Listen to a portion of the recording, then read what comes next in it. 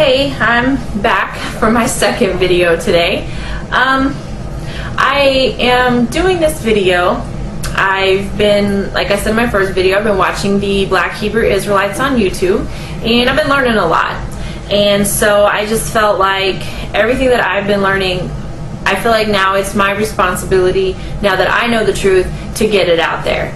So I'm hoping that by me doing this video, that maybe it will help to wake up some of the other Black Hebrew Israelites. I see them on the videos, I read their comments, and a lot of them are just like, the Bible's not talking about us, that can't be us. Like, that's not us. And I want you to know that yes, it is talking about you. So first things first, let me give a little bit of background about myself. I was raised as a Jehovah's Witness up until I was about 18. Something just didn't feel right. I couldn't figure out exactly what it was, but something was off, and I thought maybe it was just me. I don't know if you're familiar with the Jehovah's Witnesses, but if you are not living the guidelines that they say you should be living, you're not accepted. And so I just felt like, well, I'm just a bad person. I can't live like that. And with my basically entire family, with the exception of a couple people, all being Jehovah's Witness, I was taught this by my mother and my father, so I felt like I mean, being lied to never even crossed my mind. I never thought that's what was going on.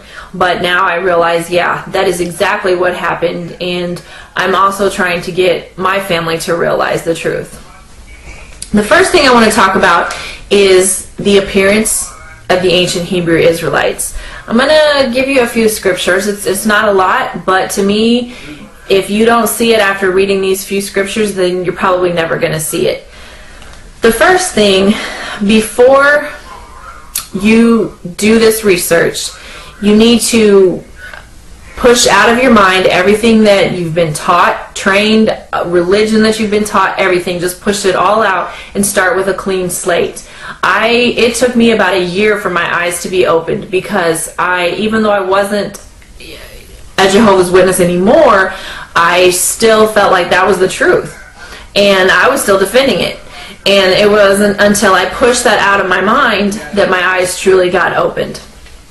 The first thing I want to talk about is in Exodus chapter 4, verses 6 and 7.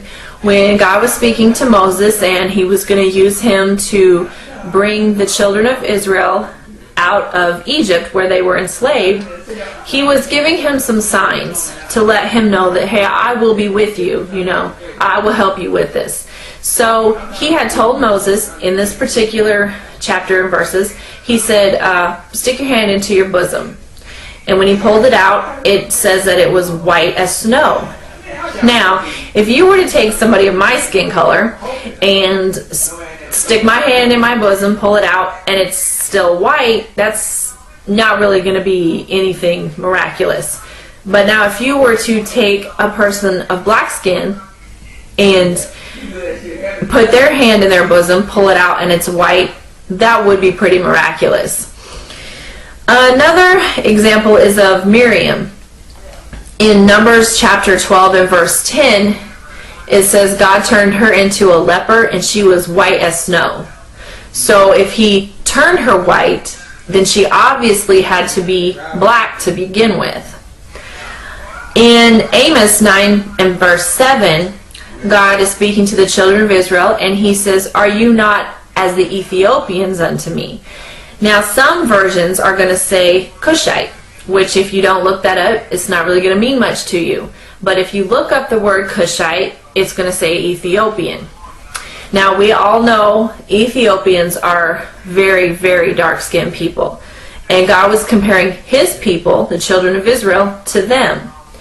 A couple of other scriptures are Lamentations 5 and verse 10 and Job 30:30. Those also refer to the skin color of the Israelites as being black. Now I have to tell you this. If you have a new King James Version, it's going to take the word black out. You need to go into an older King James Version and it will have the proper words in there. Now you have to ask yourself, first of all, why do we need a new version of the Bible? What was wrong with the old one? And second of all, why would they take the word black out? What are they trying to hide?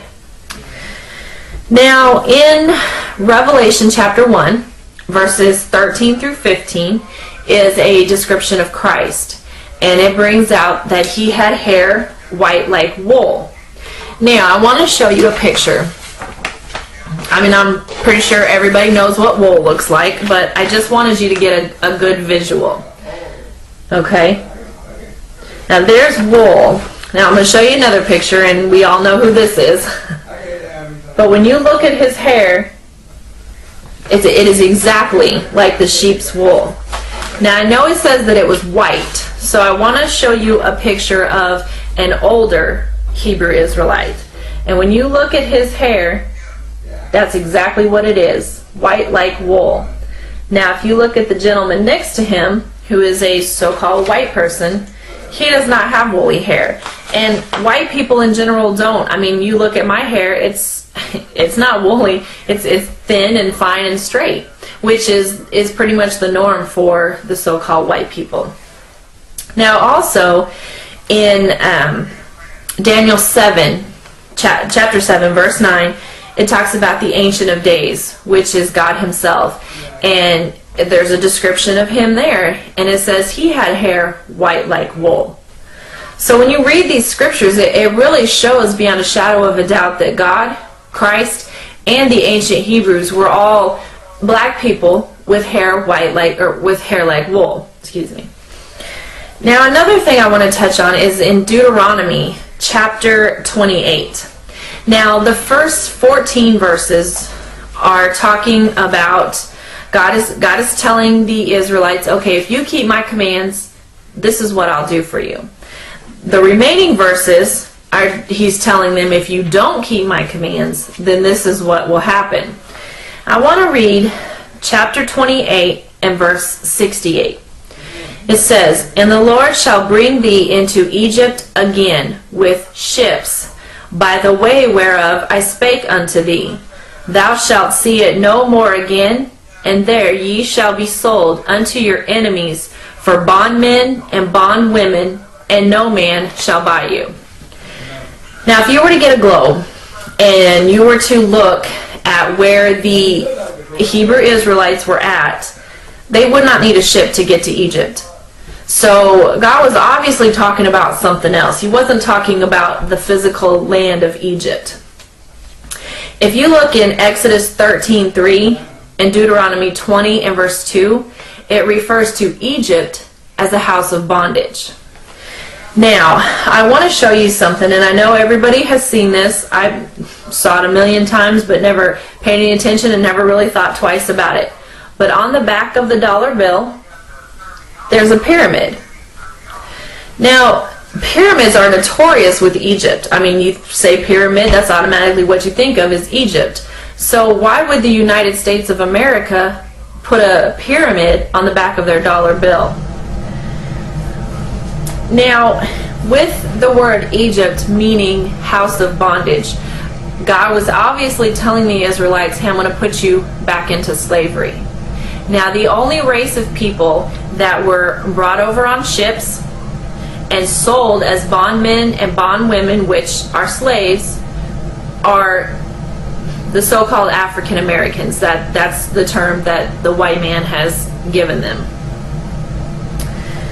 Now, like I said before, if after you do this research, which I don't expect you to take anything that I'm telling you, look it up for yourself, do the research. That's what I did. Anytime I was shown a scripture, shown something in a book, I'd look it up myself and do the same thing. And if at the end of that you still can't see it, then I really don't know what else to say. But I want the black Hebrew Israelites, I'm trying to help to get them woke up and to see the rich heritage that they really have, and what a blessing to be one of God's chosen people. I mean, honestly, I'd give my left foot to be one of God's chosen people. So I'm just trying to help and get this out there, and I'm hoping that if one person listens to what I have to say and they see the truth, then great. I'm ecstatic. So I'm hoping that this helps, and I hope everybody enjoyed my video. Thank you.